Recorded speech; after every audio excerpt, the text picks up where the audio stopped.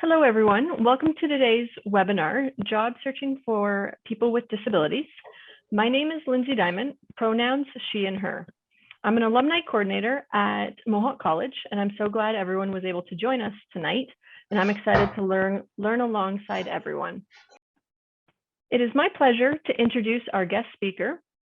Emily Shavers is a second-year early childhood education student here at Mohawk College, an advocator and co-founder of True Faces. Also joining us tonight is Hannah Shavers, co-founder of True Faces. Thank you, Emily and Hannah, for joining us tonight. I'd like to pass it over to Emily. Hello and good evening, everyone. I'm just going to give Hannah a second to share her screen with us. She's just sitting on the other side of my computer and she's going to do a little bit of the background stuff for me today, but she does have just an equal amount of part in True Faces as I do. So thank you, Lynn, for that wonderful introduction. Yes, I'm a current Mohawk student. I'm very excited to be graduating at the end of this semester and becoming an alumni and being able to have access to things like this in the future. My pronouns are she, her, and today I am a Caucasian female with brown hair, and I'm currently today wearing a blue shirt that says True Faces on it. So I have had a lot of employment experience, and I am only 20 years old. I will preface by saying that I was a gymnastics coach for my 4 years of high school, and then I have worked for the past 3 summers at a summer camp up near Parry Sound. I have been a recreational program coordinator for the Canadian National Institute of the Blind. And I've also just recently worked for the Mohawk Students Association on their board of directors. And I work for Student Life currently as the campus ambassador lead planning programming. So a lot of different experience, working with a lot of different diverse groups. I've worked with kids, I've worked with people with disabilities, and I actually am disabled myself. So I am legally blind. I have about 10% vision left. My main things are that I can't see color, I can't see distance, and I have a lot of light sensitivity, which just means that I get to wear super cool sunglasses all the time. And I also have, I'm also a 3-time Best in Interview recipient. I compete in personality pageants that are platform and interview based and have won several times in there. So I have a lot of experience doing things like this as well. I do interviews for things like True Faces and podcasts and all sorts of things that are very exciting, but we're not here to talk about me. So today we are going to cover defining disability. What does that really mean? Some barriers to employment, disclosing when, how, resumes and cover letters, and even interviews, all just in this short hour. So starting with defining disability. A disability can really occur at any time in a person's life. Maybe you are an able-bodied person sitting here today. Maybe you're wondering how to work with people with disabilities. Maybe you are somebody who already has a disability, but they really can occur at any time. So it's great to even just have some background knowledge on them. They can be permanent, temporary, or episodic, meaning they kind of come and go, and they can worsen, remain the same, or improve. I'm very lucky that the condition that I have is something that has remained the same throughout, but I know a lot of people who have gone through vision loss, and some days they wake up and they can't see anything, and the next day they can see something. So they all kind of have varying degrees from mild to severe. Now, in terms of when people think of disability, there's kind of 2 approaches and ways that people think about it. The traditional medical approach being that disability is viewed as a medical or health problem that prevents or kind of reduces a person's ability to fully participate, versus the social approach that really views disability as a natural part of society where attitudes, stigmas, and prejudice kind of present barriers to people with disabilities that prevent them from participating fully. Now, my kind of definition of disability is purely somebody who is in an environment that is not suitable for them. And that's really how I like to think about it, in that it's just something that needs to be changed, and we just need to create this kind of inclusive setting that everybody can fully participate. Now, what do you think are some barriers to employment for people with disabilities? Throw them in the chat if you have any ideas of things what might prevent somebody from finding employment as a person with disability. It's no secret that there is some issues with people with disabilities finding employment. I believe the statistic in Canada is that it's somewhere between 65 and 70% of people with disabilities struggle to find employment. So obviously there are some reasons why.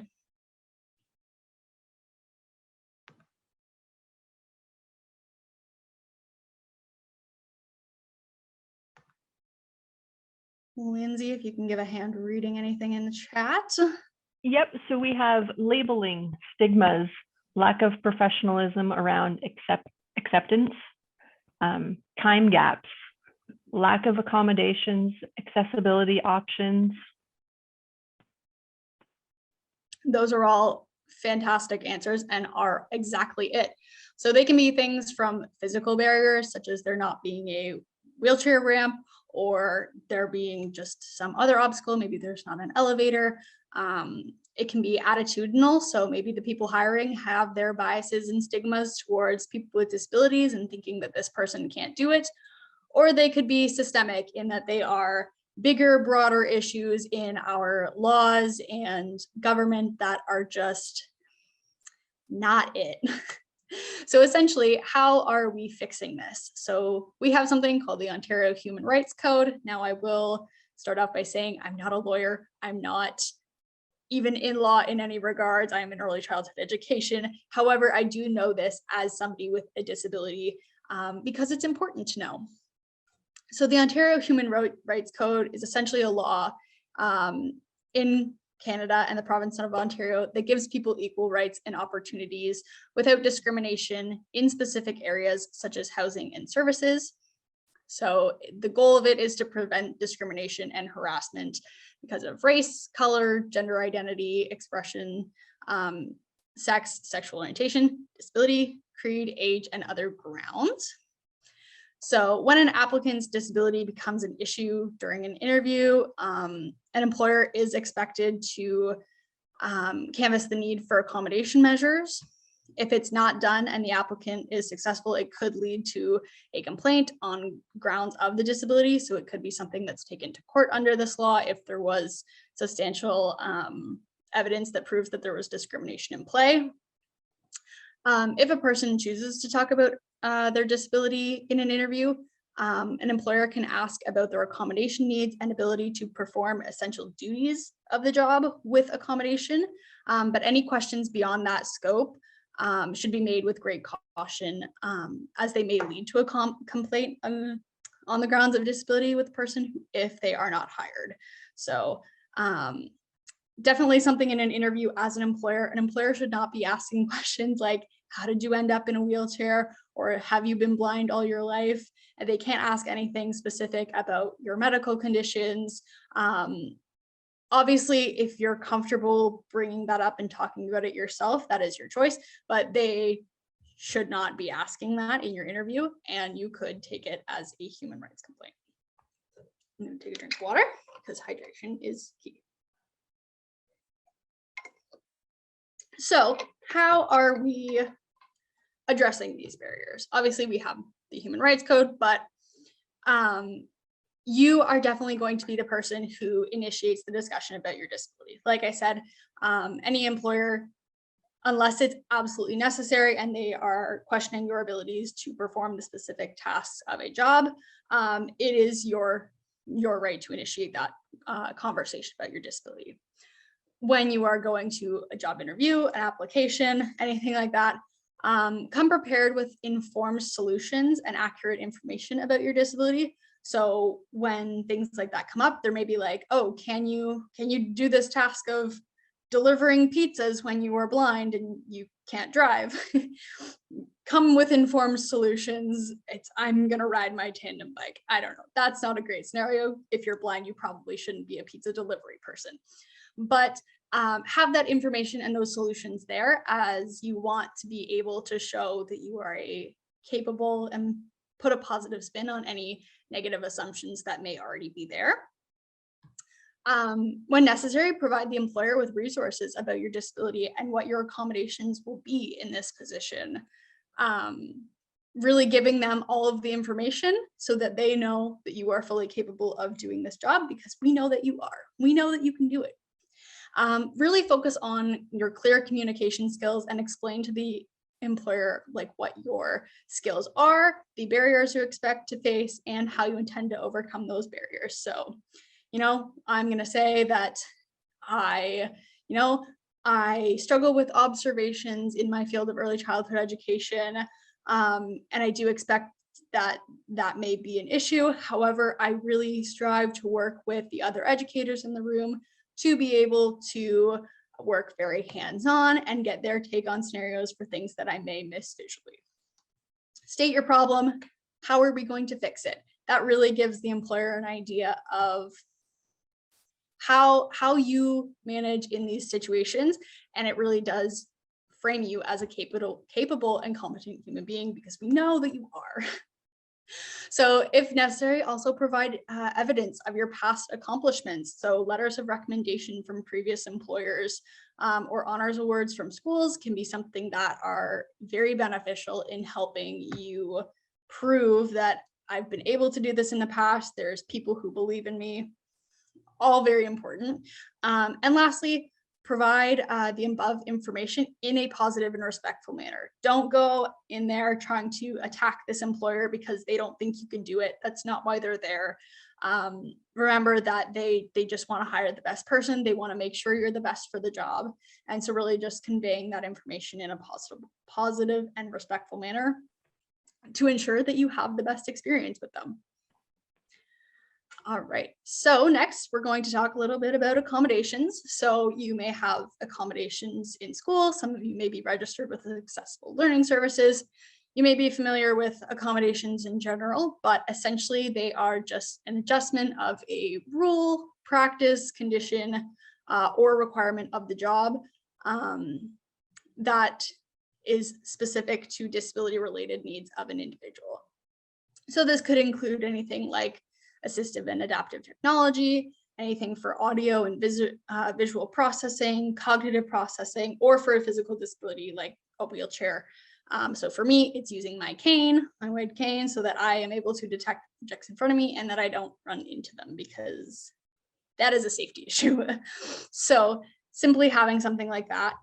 Now, when it comes to the field of employment, individuals have the right to request and receive accommodations to perform their job duties.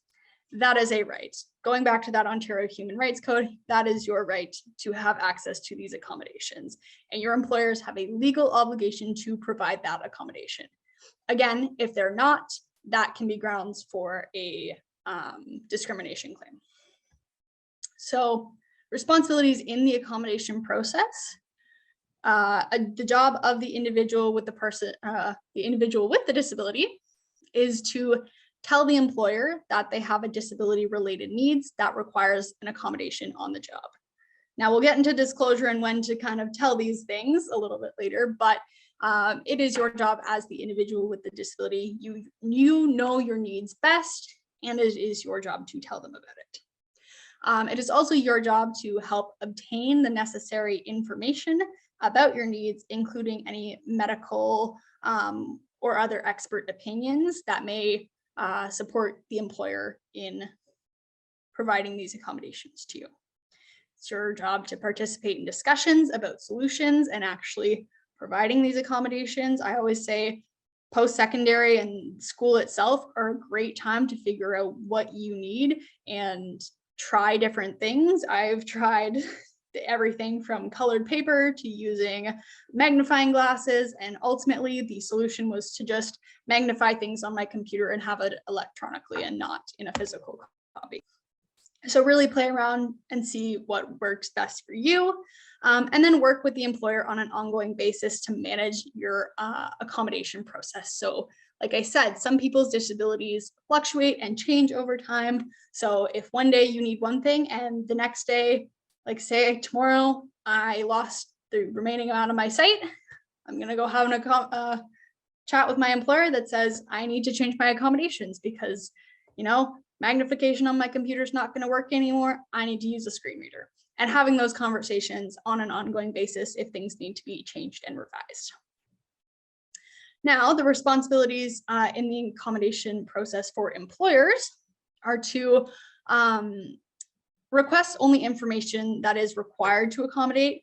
Like I said, tell them what they need to know, but they don't need to know your whole life story. They don't need to know when you became disabled. They don't need to know any of those really personal details. That's not their job to be there. But they are allowed to request information that is required to accommodate you. They should take an active role in examining the solutions. So if you're like, you know what, I've never been in this position before, I'm not sure what the solution is, they should be very active in helping you find out what that solution is going to be. They shouldn't just exactly be like, oh, go figure it out yourself, because let's be honest, employers, employees work as a team, and that's what it should be. They should also ensure that they're maintaining confidentiality throughout, and respond to accommodation requests in a timely manner. It shouldn't take you 4 months into your job for you to get the computer that you needed to complete the task, right? It should be done as quickly as possible to ensure that you can do the best job that you get. All right. So what do you think are some employee benefits for being accommodated? You can pop them in the chat if you feel like it. But what could some benefits be? A couple that come to my mind are improve your work performance. If I have a laptop and I'm able to actually read and receive documents that I get, yeah, my work quality is going to improve. You betcha. It can actually help you get a job if you have the accommodations that you need to be successful in that position, and it can help you keep that job. It also, for all parties, overall reduces stress and anxiety. I am not worried about, am I going to be able to get this task done? My employer is not worried about if they hired the wrong person. Everybody is happy when accommodations are put into place. And we know that accommodations are good for employees with disabilities, but what could also be some benefits of accommodating employees? What are some benefits for employers? What could be a good thing for employers? Give you a minute to think about it. Again, pop it in the chat if you feel like it. So first of all, they can retain qualified employees. If you are a person with a disability, but you are the best fit for that job, helping accommodate you is going to make sure that that company has the best person for that job. It's going to increase that employee's productivity. Like I said, if I have the access to the tools that I need to get a job done, bam, I'm going to get that job done in the amount of time that it takes.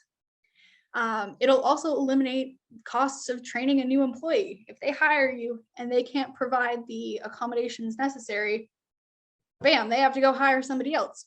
But if they put in the accessibility accommodations, then bam, you don't have to train that new employee.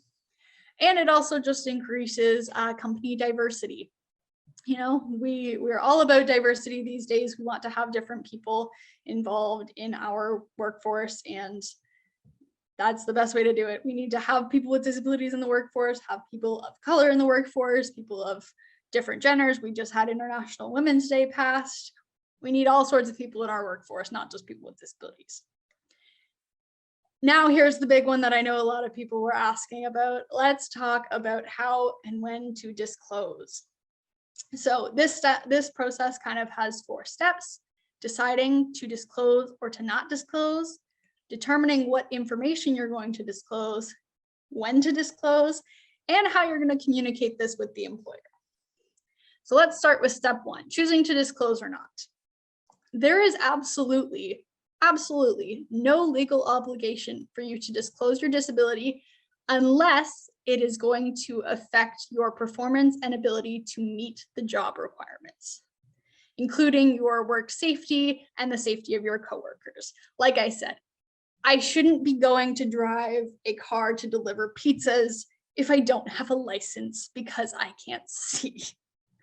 So unless it prohibits you from doing inherent requirements of your job, you don't legally have an obligation to disclose. Especially, I know for a lot of people with invisible disabilities, if I'm comfortable in a space, I may not use my cane. And I've also been told I don't look blind, which is a whole nother topic, but you don't actually have to disclose, again, unless you need those accommodations and it affects your inherent ability to do the job, you don't have to. Step 2, you decide Sorry, that Emily. Yes. Someone's just asking if you could just slow down just a little bit. Of course I can. Perfect. Absolutely. Thank you. All right. So step 2, now that you've decided that you are going to disclose, what are you going to disclose? So the only information that is important to disclose is related to an accommodation that you need to ensure you have a fair and equitable selection process, an accommodation that you may need to complete the requirements of the job, and how the disability may impact some aspects of those job requirements. So again, thinking about, do I need to tell them about my disability in order to get my accommodations? Do I need to tell them about it because of one of the requirements of a job? Maybe one of the requirements is that you're able to, I don't know, run, and you're in a wheelchair and you're like, I can't run. That's one that just comes to mind. But, how is it going to impact your job and what do you need because of it? So you don't need to disclose your specific medical condition or any other personal information about your disability for that matter. That is all personal information to you, but I am able to say, yeah, you know what, I am legally blind. I do need this software to complete the job. And I can just end it there. We don't need to go into the nitty-gritty of anything. Okay. Step 3, deciding when you're going to disclose. So there is a couple of different times where you can disclose. You could disclose in the application process. You go to hand them the application, say, oh yeah, and I'm legally blind. You could do it when you get an interview invitation, maybe asking if there's like a test component or something that you may need an accommodation for. You could tell them during the interview, at a job offer, if you're during job training, or once you're on the job and you realize that you may need an accommodation. Another reason is that if the duties of the job change, you may need to disclose in order to say, I can do this, or I can do this, but I need an accommodation, or I'm not able to do that because of my disability. So some kind of benefits of disclosing at each of these stages. Personally, and again, it's all personal choice. You don't have to disclose. Personally, my favorite time to disclose is usually during an interview because I usually walk in with my cane and it becomes pretty apparent. So I'm going to address the elephant in the room and not make it weird. We're not going to pretend to avoid it and like it doesn't exist. So I know for a lot of people, I rarely recommend disclosing at the application process because, like we mentioned, there is barriers to employment, and one of those is that people have stigma and bias, and while we have laws to protect against it, doesn't always work. And sometimes that employer says, oh, this person's in a wheelchair and I need them to be quickly moving around a classroom or something, and they say, well, I'm going to move on to the next candidate. Like I said, I hate that that's the case, but it might happen. So really thinking about what will be best for you, when do you need those accommodations in place, and how is them knowing it going to support you going forward? Now, how do you disclose? Step number 4. So going back to kind of addressing different barriers in employment, be positive, focus on your abilities and your accommodation needs if applicable. So state, I need this accommodation to be able to do this. I can do this really well when I have this. I'm able to read documents very quickly when I have access to a computer, but not when I have them in paper. Be really clear about why you're disclosing and what you want to happen out of it. So say, I'm disclosing that I'm legally blind because I feel that I need some accommodations to do my job fully. Having these accommodations will allow me to get my work done in a timely manner and of high quality. So again, stating it positively, stating what you want to happen, as well as really be knowledgeable about your disability and the accommodations, and providing those strategies for workplace accommodations to make it easy for your employer. If they feel like making an accommodation for you is this big step that they have to take and this big hurdle that they're going to have to deal with, they're not going to want to. So make sure you have the strategies in place and know what your accommodations are. Like I said, it comes back to times of like post-secondary and education are a great time to experiment with your accommodations. Try something new, see if it works. If it doesn't work, try the next thing and know what will work for you until you get it right. But like I said, that's essentially how you can do it, is just word it positively, focus on your strengths and say, this is what I can do. This is the accommodation that I need. Make it easy peasy for them. Now, when you are, sorry, yes? Yeah, we just have a question that I think it's relevant to what you're talking about right now. Yeah. What do you do when you wait to disclose and it's an employer with a bias and now you have a bad relationship? You know what? It happens, unfortunately. Like we kind of talked about, those biases do exist and I hate that, but I definitely have had experiences.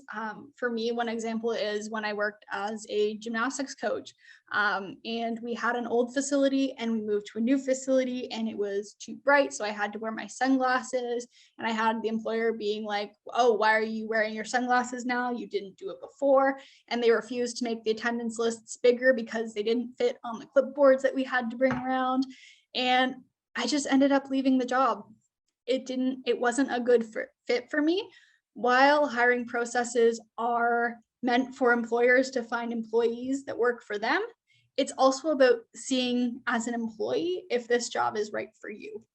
So while it sucks, sometimes the best scenario is to just leave and find somewhere that is going to be a positive space for you. Definitely try to work through it. Try and see, again, focus on those strengths. Here's what I can still do. It's not going to change the outcome of anything. They definitely cannot fire you on those grounds. Otherwise, again, you have a right to file a discrimination complaint, but that's the unfortunate reality of it. So when you disclose, a couple other rights that you have the right to confidential and respectful treatment of the information regarding your disability. Your employer should not be going telling every employee in their business that you have a disability, that you have anything of that sort. They should not be doing that. You have a right to that being confidential information. You also have the right to request information from an employer about the collection of that personal information. So saying like, what's going to happen if I tell you about this information with my disability? How is it kind of going to be used by the organization? If you're providing anything, especially in like a written format, just knowing what's going to happen with it. And like I said, you have the right to choose when you disclose your disability at any point while working. Some of the employer responsibilities when you are looking at disclosing are to not discriminate by treating you less than another person without a disability. Weird saying this. I would love for it to not exist, and sometimes it does, but ideally, the employer is responsible for not discriminating. They're also required to not discriminate indirectly by having a requirement or condition that is different for you as everybody else that will unfavorably impact you. So they can't say like, it wasn't on the job requirements, but we actually require you to have a driver's license to be to have this job that requires you to work from home. That is still discrimination. We can't do that, especially if it wasn't on the job requirements in the first place. And they have and the employer has the right to make reasonable accommodations for you when required. Like I said, they have a duty to accommodate. Now, obviously, disclosing is not, it's not always an easy process. Sometimes it's hard to talk about ourselves and be that vulnerable with people. So a couple of tips. If your disability is visual, you may wish to kind of anticipate those questions and how you're going to answer them. I know for me, I've kind of done it so many times that I know what I'm going to say when people ask, oh, so you're blind? So you can't see? Like what does this mean? Anticipate their reactions and questions and know how you're going to address them, like I said, in that positive, strength-based focus. Arrange opportunities to practice disclosing. Maybe that's through a volunteer opportunity, or sit down with a family member and do sort of a mock interview and say, I'm going to pretend like I'm disclosing to you that you don't know I'm disabled. So create kind of opportunities like that. Know your disclosure preferences, which, like I said, may vary from situation to situation. You know when is the best time for you. So know kind of when you think that you're going to disclose. Sometimes it doesn't always go that way. Sometimes something comes up and you have to say, oh yeah, I'm legally blind. Maybe I wasn't going to disclose it until I got the job offer, but for whatever reason, it came up in the interview. So kind of being prepared to think on your feet a little bit like that. Really be patient with yourself throughout this process. Like I said, it's no secret that disclosing something so personal about yourself can make you feel very nervous and uncomfortable. But really, like I said, wording things like, I have a disability, I require X accommodation to be able to do this productively and to the need that it is required. And when you know your needs so well, it's definitely easier to do that. It's also important to don't assume that the hiring manager or whoever is familiar with your disability or accommodations. It may be a completely new process with them. It may not be that they want to discriminate or say, it's not that they don't want to accommodate, it's just that they may have never met another disabled person with your condition before, and they're just totally unsure of what to do. So overall, be patient with yourself and them. It may take time to get these arrangements, and it is a collaborative process. So really aim to work with them, not against them. Okay, I'm again going to take another drink of water. Is there any comments or questions that I missed? We have someone. Fast. I get really excited about things like this. So we've had someone who's commented that people with hearing disabilities can't even get interviews because everyone wants phone calls and virtual interviews. I'm not sure if you have any tips or ways to kind of get around that.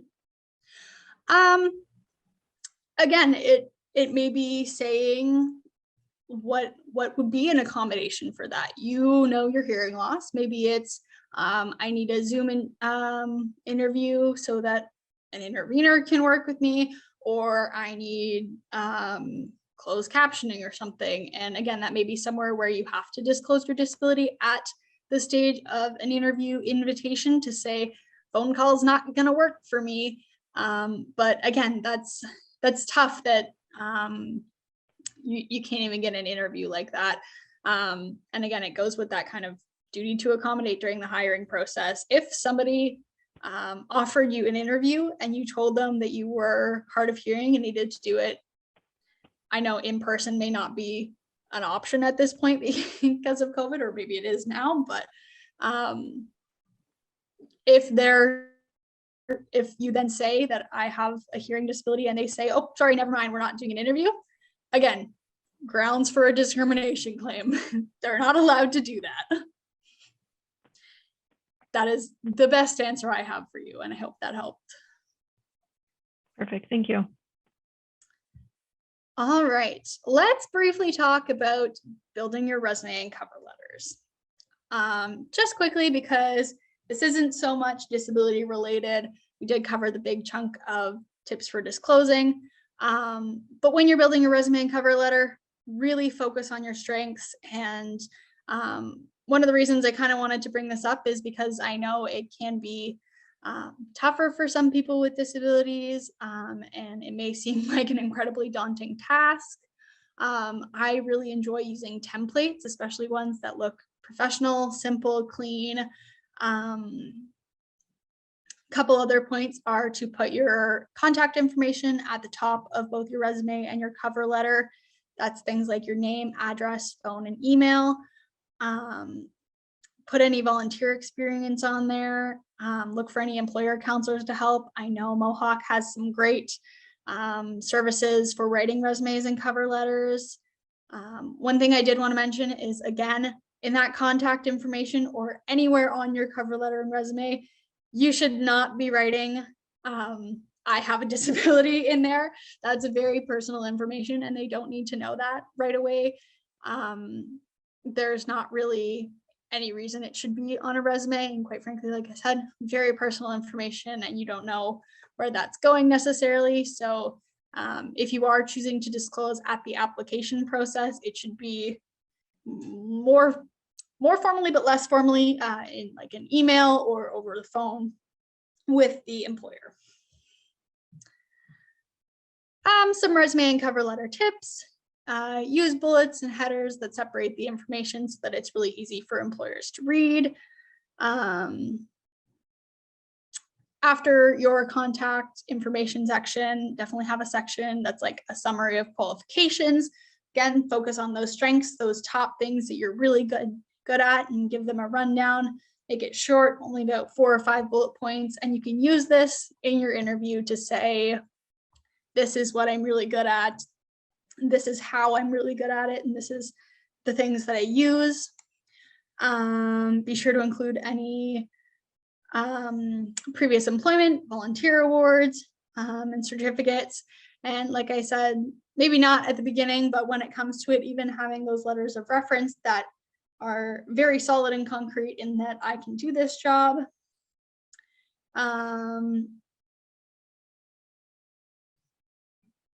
Yeah, that's all I'm going to say about resumes and cover letters, because I've seen the student graduate and employment services do full 2-hour presentations on this, and there's so much more to go into that we don't have time for today. And I do want to cover a little bit on interviews because, like we kind of said, I know they can be a little trickier for people with disabilities, because sometimes you do have to just disclose in that moment because you have a visible disability, or maybe you've come across something like that hearing loss, and you need to accommodate in that process. So the purpose of an interview is for an organization and candidate for employment to exchange information and determine if they're a good fit for each other. So like I said, it's about finding an employer looking for an employee that is a good fit, but also for that employee to find out if that job is good fit for them as well. And that's where you may see, and this is why sometimes I do like to disclose in an interview, let me see the reaction of the person who I'm disclosing to. Now, if you've been searching for 6 months to get a job and you finally get an interview, maybe it is a disclose at a later date, but if you have the opportunity to, I love to see their reaction. That really tells me a lot about their company and if I think I'm going to be a good fit for them. So this gives you an opportunity to explain your resume, demonstrate the skills that you have, how your desire to do the job, how excited you are about it, and really make a good impression.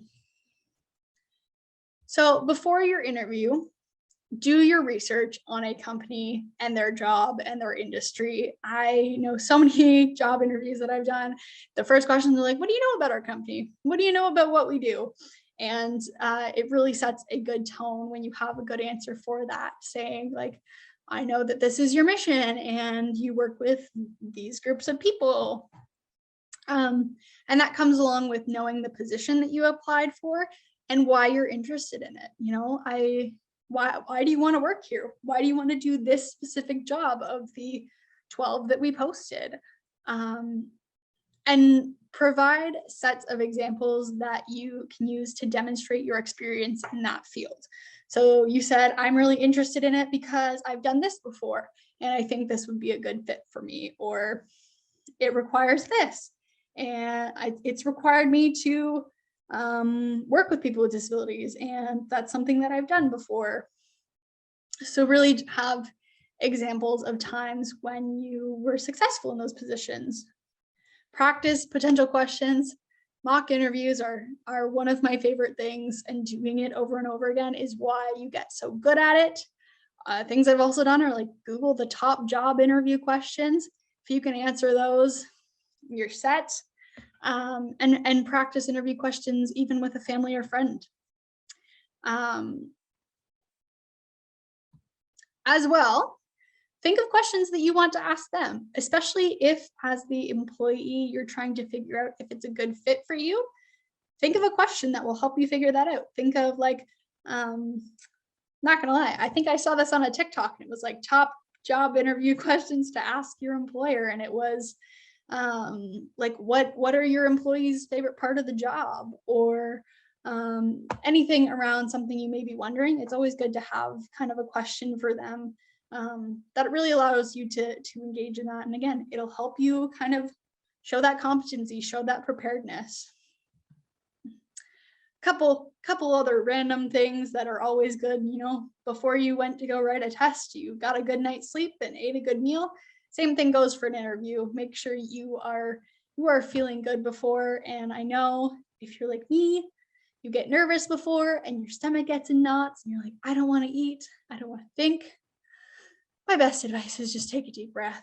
If you have prepared enough and you feel good about what you're talking about, that is when I am the least nervous, is when I'm talking about things that I am passionate about and I am knowledgeable about. You know, if you're unsure, that's when you get nervous and tripped up on yourself. But I really believe that confidence, there's confidence in knowledge, and when you kind of are confident in yourself, that'll help. I know the nerves just come with it. There's no way to avoid them. I haven't figured it out yet. And then last thing before the interview, leave with plenty of time to spare. I always say 10 minutes early is on time and on time is late, especially as somebody who, my biggest pet peeve is when people are late. If somebody was late to an interview, like, I get life happens, but leave with a little bit extra time to spare. So during the interview, when you're answering questions, like, take your time. I think my biggest thing is that it's okay to pause and think, rather than sit there and try and stumble over your words and try and come up with a good response while talking at the same time. I know my brain doesn't work that fast, so it's okay to pause. And like I said, just keep that positive attitude, be honest and give concise answers. One of my favorite things that I've kind of learned from doing pageants is how to answer interview questions. And the best way I have to word it is start by answering the question. So if they said, what's your biggest strength? Start by saying, my biggest strength is that I have really hard work ethic. Then maybe follow up with expanding on that. So maybe give an example or an experience, or say like, I'm really hardworking and this is like how I show it. And then like relate it back to you or the job requirements. So, you know, I think it's a very valuable skill in this field because X, Y, and Z. So when you kind of frame it like that, first of all, it answers the question and you're not rambling on so far that the interviewer is lost 3 sentences away, but it also gives the opportunity to explain how it benefits you and how it benefits them. So that's my 2 cents on that. And then, oh, look, I had a whole section on answering questions that I just went through. I know myself too well. So if something comes across like the question is unclear or you didn't hear, ask politely for clarification or them to repeat it. No harm in that. Pause before the answers to make sure you have all the facts and the response formulated in your head. I know lots of interviewers who are totally okay with applicants bringing in like a paper and pen. And when they ask a question and 4,000 thoughts run to your head about how you want to answer it, jot them down really quick and come back to them. I know that can show a lot of skill in itself, your ability to think on your feet, your ability to formulate concrete ideas, your ability to take notes and follow your thoughts. So, and like I said, just be direct and concise, answer it, elaborate on it, and bring it back to you in the job. And I can't think of a better way that I'd want somebody to answer a question. Some examples of questions that you can think of that may even be a little bit trickier are things like, tell me about yourself. What is one of your weaknesses? This is one of my favorite because they're not asking, oh, are you horrible at soccer? They're asking, what is a weakness? And so for me, it's always something like, I have a really hard time delegating. And then taking it and wording it as, how are you working to grow and better yourself in that area? So I'm really horrible at delegating. I like to take on all of the tasks myself, but I'm really working towards sharing tasks and organizing them in what needs to be done versus what other people can do. Sometimes they'll tell you, ask about a challenge that you overcame. So knowing some specific experiences about difficulties that you faced. And I've even been asked ones that like, what are you most proud of in your life? Sometimes they just really want to hear about what's something that you've done and what's something that you're proud of and that you feel good about. So then at the end of the interview, take time and thank them, ask them what the next steps are. Will there be another interview? How long until they contact you about their decision, and maybe what their plans are for making that decision. It's always great to follow up with an email to just say, again, thank you for your time, express your interest again in the position, and follow up with any information that they may have brought up during the interview. Maybe they said like, do you have references that I can contact? So maybe you have to send those after the fact. And it's just a really good place to, again, be positive and show that strength-based approach. And if you don't get the job, my biggest piece of advice is to just not give up. Keep refining your skills and practicing. All interviews are good practice. Even if you don't get it, you will get something out of it. So that's my 2 cents for that. And finally, I would just like to state that, I skipped over that part. There is something called the Ontario Disability Employment Network, ODEN, and it is a province-wide organization for Ontario that brings together businesses and employment services to providers to increase employment opportunities and job seekers who have a disability. So if you are somebody who is in one of those situations and you're kind of struggling with it, I would definitely recommend checking out them. And I know Mohawk has some great services as well that I know Lindsay will pop in the chat. So some great resources. I'll put their name in the chat as well. And finally, I would like to open it up to questions. Can't guarantee I have the answer, but I may know somebody who does. Okay, so we've had a couple people ask a very similar question, so I'm just going to try and like summarize it so I don't have to ask the same question a few times. Where to go? How would you go about discussing having flexibility in your work hours? For example, working less hours or maybe not as many days in a row, but then also if you need, say, like a set number of days off a month, but it's not like I need like the third Thursday every month off. So how would you go about discussing that with your employer?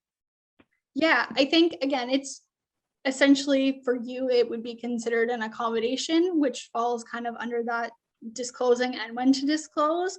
So it is up to you when you want to ask them. My suggestion would be at something like the interview stage or at the job offer.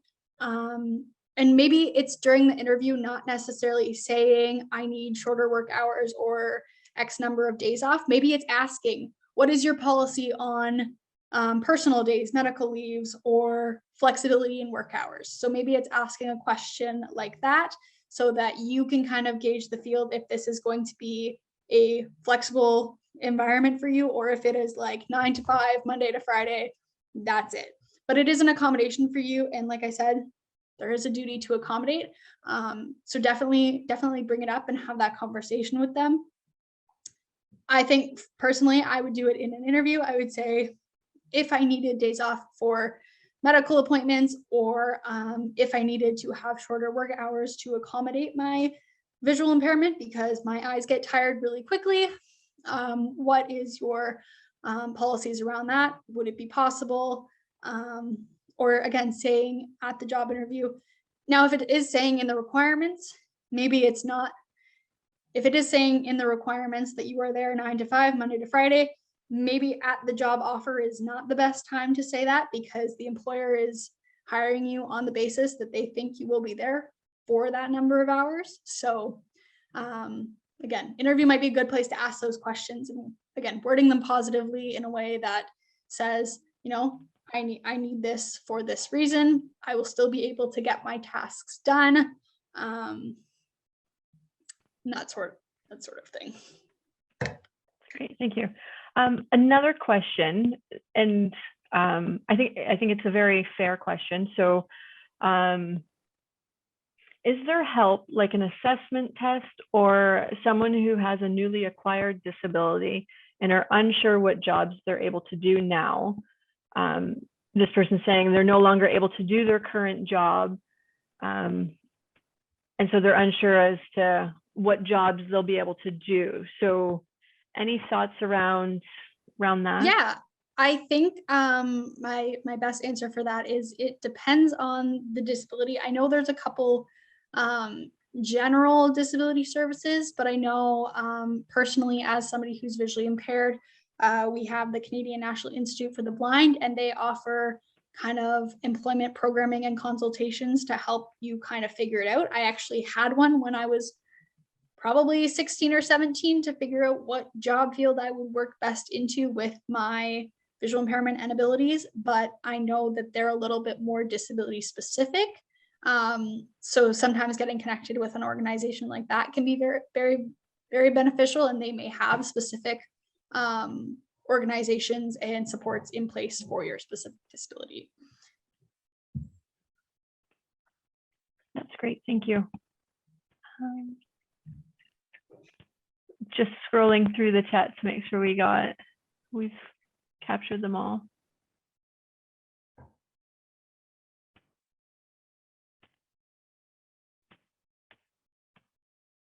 And then we've also just thrown the question up there. If you want to pop it in the chat, I'd love to hear your answers. What was your biggest takeaway today? I know I threw a lot of information at you, and I know that Lindsay said the recording will be sent out after if you need to reference anything that I said. But I'm super curious, what was kind of your biggest takeaway?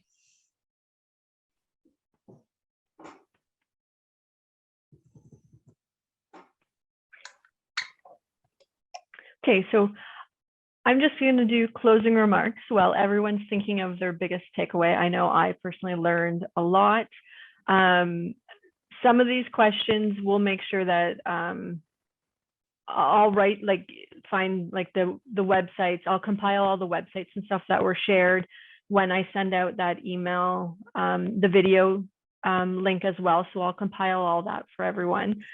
So as everyone's thinking of what their biggest takeaway is, we're nearing the end of our time together. So I just want to take the time to thank Emily and Hannah for joining us tonight. The information you have shared has been very helpful and insightful for everyone. And then I also want to mention that as a student and a grad of the college, you do have access to many services, and we will send that out as well in the email. And then through Alumni, we have lots of upcoming events, such as a Wealthing Wednesday series, monthly trivia nights. So we have lots of events and stuff that are coming up. And you can find all of our events at mohawkcollege.ca/alumni. And I hope everyone has a great night tonight. So thank you very much for joining us. Thank you. And I appreciate all of your comments.